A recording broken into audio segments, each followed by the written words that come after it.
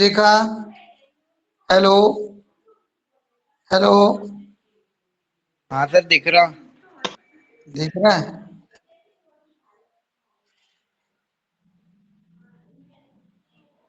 अब क्या देखा? कुछ दिखा? चलिए। सर दिख रहा है। हाँ, तीन ही लोग हो, लेकिन यार अब ये तो दुख की बात है बड़े। तीन लोग नहीं होना चाहिए, सर वो ज्यादा हो। लोग पता नहीं छोड़िए वो लोग छोड़िए। क्यों ऐड नहीं हुए हैं। ठीक है, मैं अलंकार लेता आज। चलो, मैं अलंकार ही पढ़ाऊंगा, तीन को भी पढ़ाऊंगा। ये ज्वाइन के लिए आए, इनका क्या करूँगा? पंकज दांगी। ये पेज खुल गए हैं आपके, दिख रहे हैं पेज? क्लियर नहीं पेज दिख दिख रहे। गए? यस क्या? सर, दिख तो रहा है बट क्लियर नहीं दिख पा रहा है। अभी नहीं दिखा है मैंने। चलिए, अब आ रहे हैं पेज। अब आप थोड़ा शांत रहिएगा ना। अलंकार परिचय। ठीक है सर, दिख रहा है। अलंकार परिचय क्या है? अलंकार परिचय। ठीक है, दिख रहा यस है? सर। यस सर, दिख रहा है। अलंकार परिचय अर्थ, परिभाषा तथा अवधारणा। आवाज मत करो यार। आवाज नहीं करना चाहिए ना।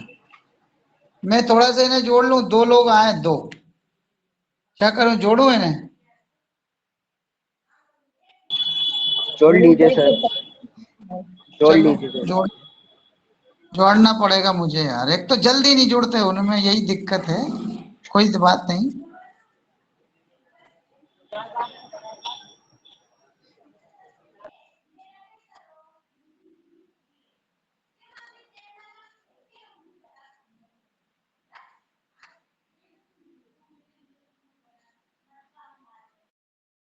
है ना?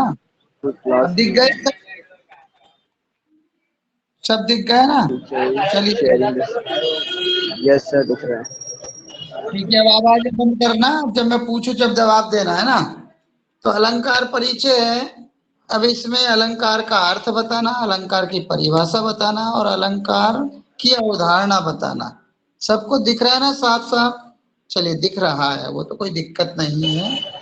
यस सर, दिख रहा आप है। अपना माइक म्यूट कर लें पहले, फिर मैं जब क्वेश्चन करूं तब जवाब देना, तभी माइक खोलना है ना। ठीक।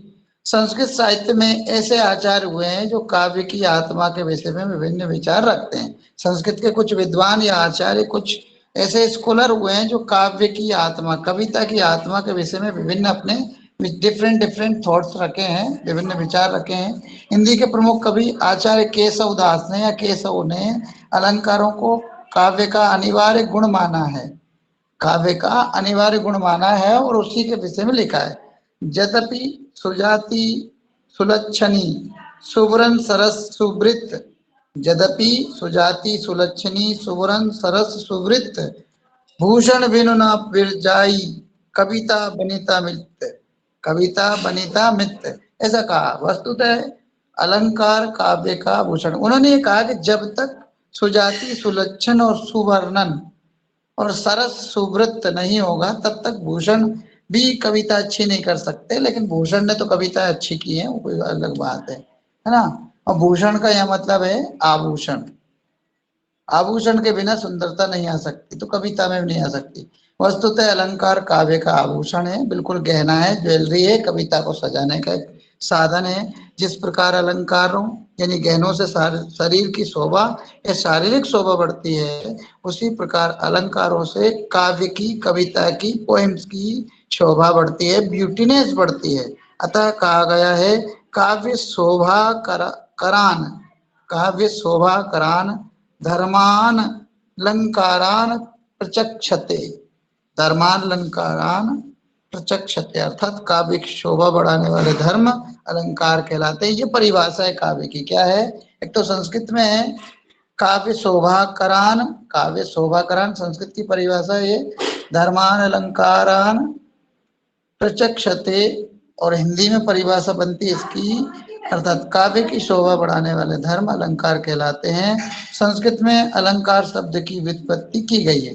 अलंकरोति अलंकार है, यानी जो अलंकरण करता है उसी को अलंकार कहते हैं, अर्थात शोभा कारक पदार्थ को ही अलंकार कहते हैं, अर्थात शोभा कारक पदार्थ को ही अलंकार कहते हैं। जिस प्रकार व्यवहारिक जीवन में सुंदर वस्त्र, स्वर्ण और रत्न निर्मित, रत्न माने वो कीमती पत्थरों से, है ना, प्रीसियस स्टोन से जो बनते हैं उनको रत्न निर्मित कहते हैं। रत्न, स्वर्ण, रत्न निर्मित आभूषण शरीर को अलंकृत करते हैं, सुंदर वस्त्र अलंकृत करते हैं, उसी प्रकार काव्य को अलंकृत करने वाले पदार्थ शब्दार्थ की रचना को काव्य में अलंकार कहते हैं। अलंकार के मुख्य दो भाग हैं, या अलंकार को मुख्य दो भागों में विभाजित किया है। कितने भागों में विभाजित किया है अलंकार को? मुख्य दो भागों में विभाजित किया है ना? कितने भागों में?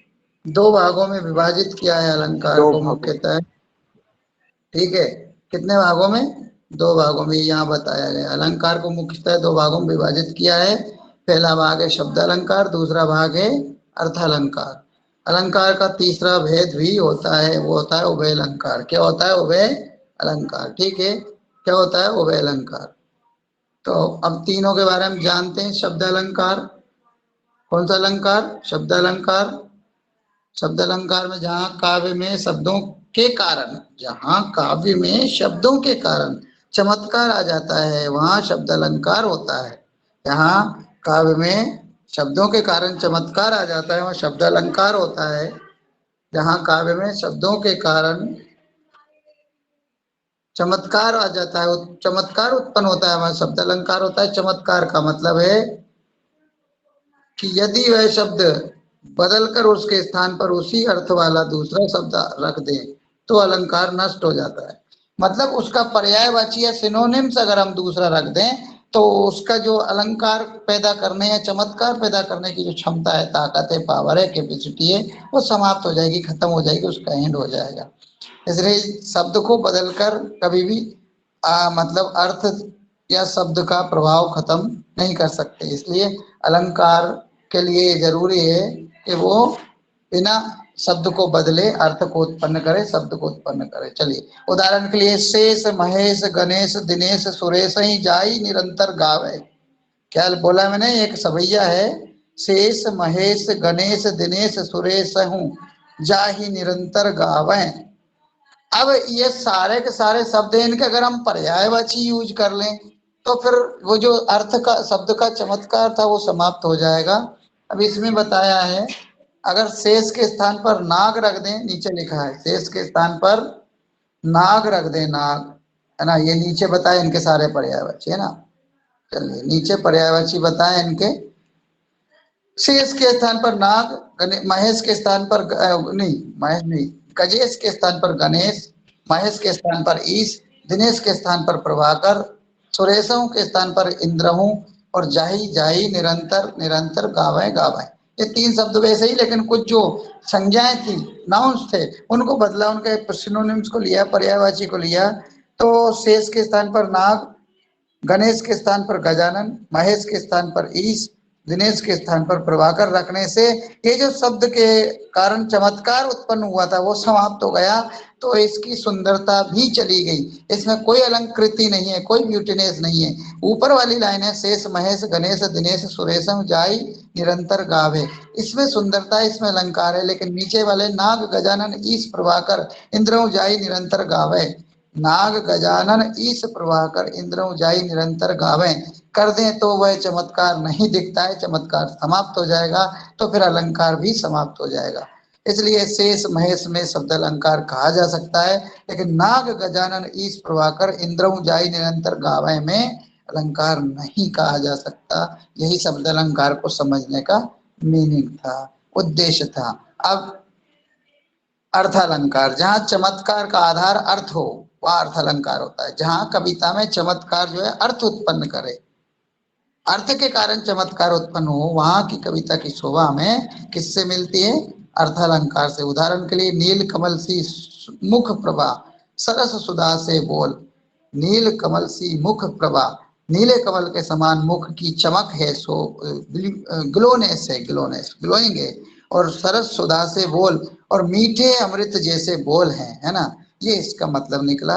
तो यहाँ पर अर्थ से अलंकार उत्पन्न हो रहा है, अर्थ से चमत्कार उत्पन्न हो रहा है, इसलिए यहाँ पर अर्थ के आधार पर जो है इस कविता में शोभा बढ़ रही है, इसलिए चमत्कार उत्पन्न हो रहा है, इसलिए यहाँ अर्थ अलंकार है। नील कमल सी मुख प्रभा, नीले कमल के समान मुख की चमक है, आभा है, शोभा है, या कहें ग्लोने से, और सरस सुधा से बोल, और मीठी अमृत जैसे बोल हैं, ये उन्होंने कहा।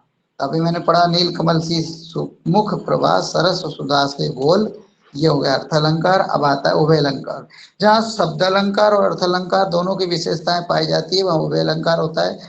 मान लीजिए जिस कविता में माने जिस कविता में शब्द के कारण और अर्थ के कारण, दोनों के कारण अगर चमत्कार उत्पन्न होता है तो वहां उभयालंकार माना जाता है। उदाहरण के लिए सरस सुधा से बोल, सरस सुधा से बोल, इसमें क्या है, उभय अलंकार है इतनी पंक्ति में। और नील कमल सी मुख प्रभा, इसमें नहीं है, इसमें केवल अर्थ अलंकार है। ठीक है, अब आगे बढ़ते हैं। शब्द अलंकार के भेद। शब्द अलंकार पहला अलंकार था, अर्थ अलंकार दूसरा था, और उभय अलंकार तीसरा था। अब इसमें बताया गया है शब्द अलंकार के भेद में, पहला अलंकार है अनुप्रास, अनुधन प्राधन आस। मैंने कक्षा में विग्रह किया था इस शब्द का, उस विग्रह से हमें अर्थ निकला था। अनु का अर्थ होता है बाद में, प्रा का अर्थ होता है अधिक, आस का मतलब होता है कथन या कही हुई बात। तो अनुप्रास का अर्थ हुआ कि बाद में अधिक बार कथन में कुछ कहा जाए, वही क्या अनुप्रास है। यहाँ वर्णों की आवृत्ति को अनुप्रास कहते हैं। वर्णों की, अब वो स्वर और व्यंजन दोनों हो सकते हैं, लेकिन विशेष रूप से अनुप्रास में व्यंजन वर्णों की आवृत्ति को महत्व दिया जाता है। वर्णों की आवृत्ति को अनुप्रास कहते हैं। किसी वर्ण का एक से अधिक बार आना आवृत्ति है, माने किसी भी वर्ण का एक बार आना आवृत्ति नहीं है, एक से ज्यादा बार आना आवृत्ति है। वर्ण कहने से स्वर और व्यंजन दोनों का बोध होता है, किंतु व्यंजनों की आवृत्ति में यह आवश्यक नहीं है कि उसमें जुड़े हुए या उनसे जुड़े हुए स्वर भी बराबर मिलें। कहा भी तो यह कहा गया है कि स्वर का सम्मेलन जहाँ चाहे होए न होए, स्वर का सम्मेलन जहाँ चाहे होए न होए, व्यंजन की समता मिले अनुप्रास होए। ये दोहा है, कहा है। अनुप्रास की परिभाषा इसी दोहे में बताइए, देखिए सुनिए ध्यान से। स्वर का सम्मेलन जहाँ चाहे होए ना होए, स्वर का सम्मेलन या स्वर की आवृत्ति बार बार हो या ना हो, व्यंजन की समता मिले अनुप्रास है सोए। और जहां पर व्यंजनों की आवृत्ति हो या जब व्यंजनों की समता मिलती हो, एक ही व्यंजन समान रूप से बार बार मिलता हो या आवृत्ति हो, उसे ही अनुप्रास कहते हैं। सोए का मतलब वहां अनुप्रास होता है। उदाहरण के लिए मुदित महीपति मंदिर आए, मुदित में माँ, महीपति में माँ, मंदिर में माँ, 3 बार माँ आया। सेवक सचिव सुमंत बुलाए, सेवक में सा, सचिव में सा, सुमंत में सा, 3 बार सा, 3 बार माँ। इस तरह से इस चौपाई, ये चौपाई है एक, इस चौपाई में पूर्वार्ध, पूर्वार्ध माने पहली पंक्ति में या पहले चरण में, पूर्वार्ध में माँ की, और उत्तरार्ध यानी आखिरी चरण में, उत्तरार्ध मतलब आखिरी चरण, पूर्वार्ध मीन्स पहला चरण में की 3 बार आवृत्ति हुई है, किंतु इनमें स्वर का मेल नहीं है, कोई स्वर का मेल नहीं है, इसलिए माँ 3 बार पूर्वार्ध में और सा 3 बार उत्तरार्ध में। कहीं कहीं स्वर भी मिल जाते हैं, वो अलग बात है। उदाहरण के लिए सो, सुख, सुजग, सुभग, तो सु सु सु 3 बार उ आया, इसका मतलब है कभी कभी स्वर की भी आवृत्ति हो जाती है, लेकिन गिनते किसकी है, व्यंजन की ही आवृत्ति गिनते हैं। इसमें सा की आवृत्ति 5 बार हुई, पर स्वर का मेल 3 बार हुआ, सुख, सुजग, सुभग, केवल 3 बार हुआ। अब अनुप्रास के आते हैं भेद। क्या आते हैं अनुप्रास के भेद? वर्णानुप्रास, शब्दानुप्रास, जिसको लाटानुप्रास भी कहते हैं। अब समझ लीजिए, अभी तक भेद नहीं सुने होंगे आपने अनुप्रास के, मैं बता देता हूँ भेद। वर्णानुप्रास माने वर्णों का अनुप्रास जहां पर हो, वर्णानुप्रास कहलाता है। शब्दानुप्रास या लाटानुप्रास माने जहाँ शब्दों का, जहाँ शब्दों की आवृत्ति बार बार होती है वहाँ लाटानुप्रास है, या वर्णों की आवृत्ति होती है वहाँ वर्णानुप्रास है। वर्णानुप्रास के 4 भाग हैं, छेकानुप्रास, श्रुत्यानुप्रास, श्रुत्यानुप्रास, श्रुत्यानुप्रास, वृत्यानुप्रास, अंत्यानुप्रास, छेकानुप्रास, श्रुत्यानुप्रास, वृत्यानुप्रास, अंत्यानुप्रास। इस तरह 4 भाग है ना, और एक है लाटानुप्रास, है ना, ये 5 भाग हो गए। अब निरर्थक वर्णों की आवृत्ति में वर्णानुप्रास होता है। फालतू के वर्णों की आवृत्ति में क्या होता है, वर्णानुप्रास होता है। सार्थक वर्णों की आवृत्ति में छेखानुप्रास, तृतीयानुप्रास, वृत्त्यानुप्रास, अंत्यानुप्रास होता है। माने काम के सब वर्णों की आवृत्ति अगर हो, काम के वर्ण ज्यादा हो तो छेखानुप्रास, तृतीयानुप्रास, वृत्त्यानुप्रास, अंत्यानुप्रास होता है। छेखानुप्रास, अब ध्यान से सुनिएगा, छेखानुप्रास की परिभाषा या लक्षण क्या बनते हैं। जब एक वर्ण अथवा अनेक वर्ण की आवृत्ति मात्र 2 बार हो, ध्यान देना, जब वर्ण की, व्यंजन वर्ण की आवृत्ति 2 बार हो तो छेखानुप्रास। कितनी बार हो, 2 बार हो। एक बार आए और फिर दूसरी बार आए तो छेखानुप्रास है। फिर हेलो, किसी की आवाज नहीं आ रही? Hello hello hello. Yes sir. हाँ सर। सब कितने लोग जुड़े हुए हैं अभी? 6। गिनके बताओ। 6।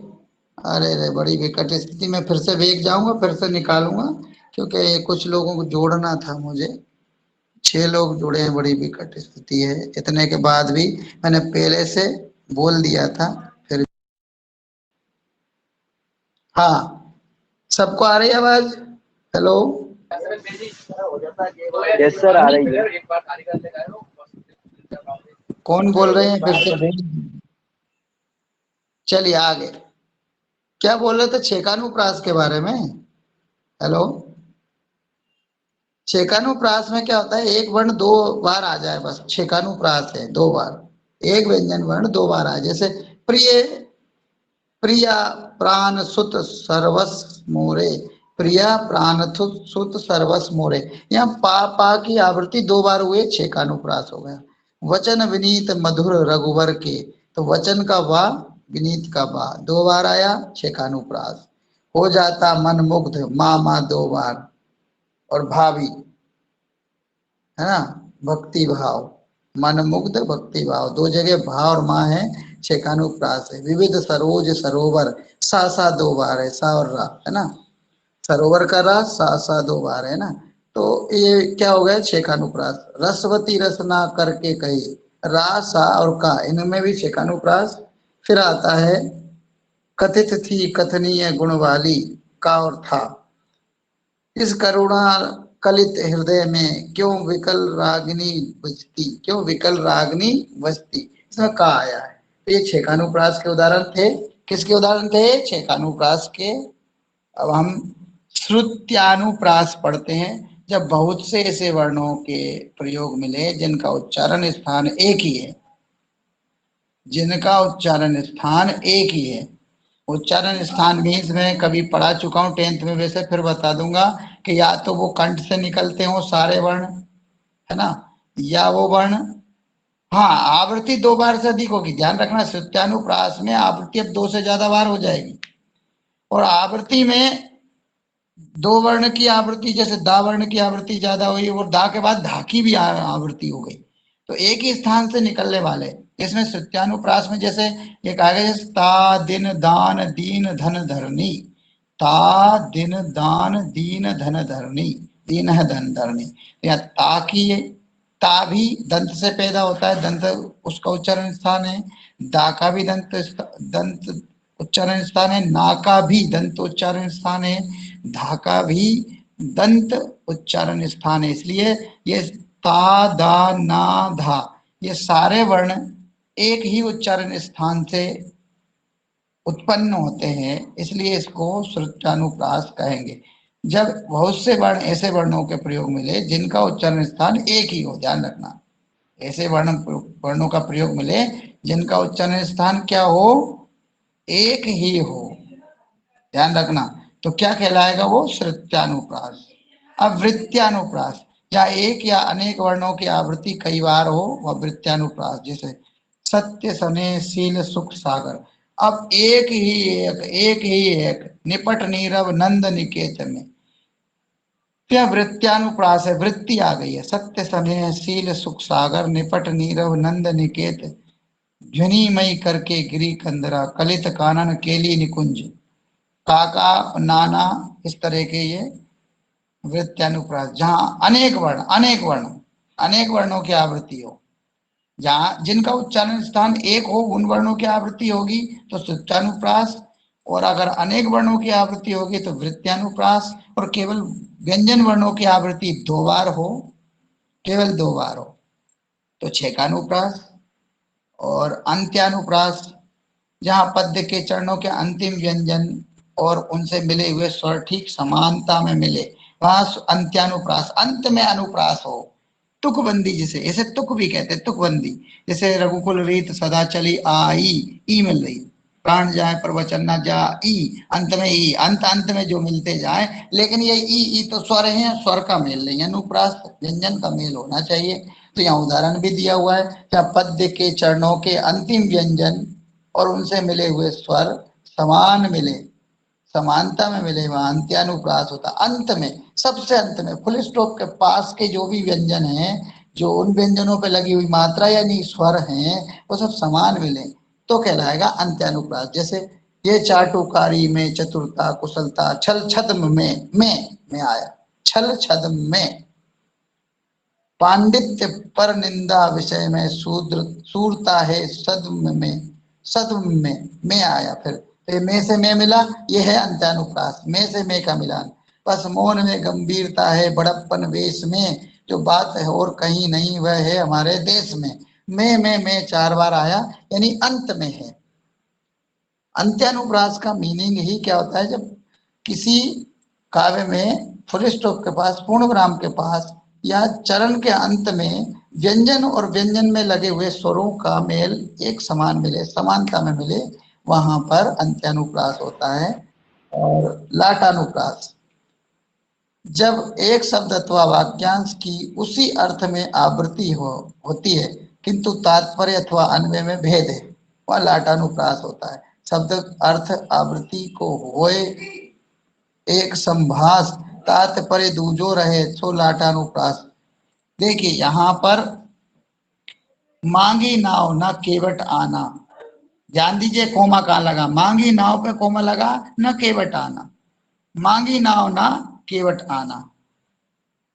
अब यहां पर केवल ये कोमा को चेंज करने से, शब्द वही है, सेम टू सेम है ना, लेकिन कोमा का जो चेंज किया गया है, उस कोमा के चेंज, कोमा के प्लेस को चेंज करने से, कोमा के स्थान को परिवर्तित करने से ही लाटानुप्रास बदला है। यानी पहली लाइन में वही शब्द है, दूसरी लाइन में वही शब्द है, लेकिन अर्थ बदल रहा है, लाइन की आवृत्ति हो रही, पूरी लाइन की आवृत्ति हो रही, पूरी पंक्ति की आवृत्ति हो रही है, लेकिन अर्थ बदल रहा है। आवृत्ति हो पंक्ति की, लेकिन क्या बदले, अर्थ। और अगर अर्थ बदल जाए तो वहां लाटानुप्रास होता है। जैसे मांगी नाव ना केवट आना, यानी नाव मांगी वो केवट को नहीं माना या नहीं आया, आने को कहा। मांग लक्ष्मण जी ने नाव मांग ली, लेकिन केवट से कहा कि तुम मत आओ, जबकि यहाँ मांगी नाव ना, नाव नहीं मांगी, केवट आना। उन्होंने कहा हमने दूसरी बार में नाव नहीं मांगी गई, केवल केवट को आने के लिए कहा।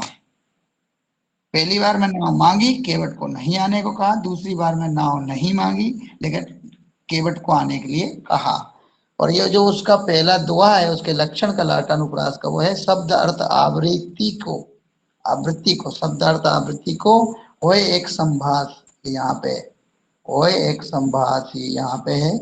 यहाँ पे दूसरी लाइन, तात्पर्य दूजो रहे सो लाटानुप्रास, तात्पर्य दूजो रहे सो लाटानुप्रास, यानी शब्द अर्थ आवृत्ति को होए एक संभास, तात्पर्य दूजो रहे सो लाटानुप्रास। इस तरह से ये आज मैं अनुप्रास तक आपको वीडियो लिया था मैंने, और लोगों को जोड़ लूं क्या मैं, हेलो, फिर हम यमक पे आते हैं। और मैंने सोचा था कि मैं इतनी देर की क्लास लूंगा, आज मैं इतनी लूंगा, रोज अगर इतनी ले लूं तो कोई दिक्कत तो नहीं है ना, क्योंकि दूसरी क्लासें भी अभी मेरी 2 और, कोई दिक्कत तो नहीं होगी छोड़ दूं तो। वीडियो बना लिया मैंने, इसका वीडियो देख लेना, किसमें, उसमें टीचमेंट में मिल जाएगा आपको वीडियो, ठीक है, ठीक है, रोक दूं। ठीक है सर, ओके सर। 6 लोग जुड़े थे, बड़ा धन्यवाद आपको, लेकिन और लोगों से बोल देना, और को भी मैं एक्सेप्ट कर लेता हूँ, वो एक्सेप्ट के लिए सोच रहे थे।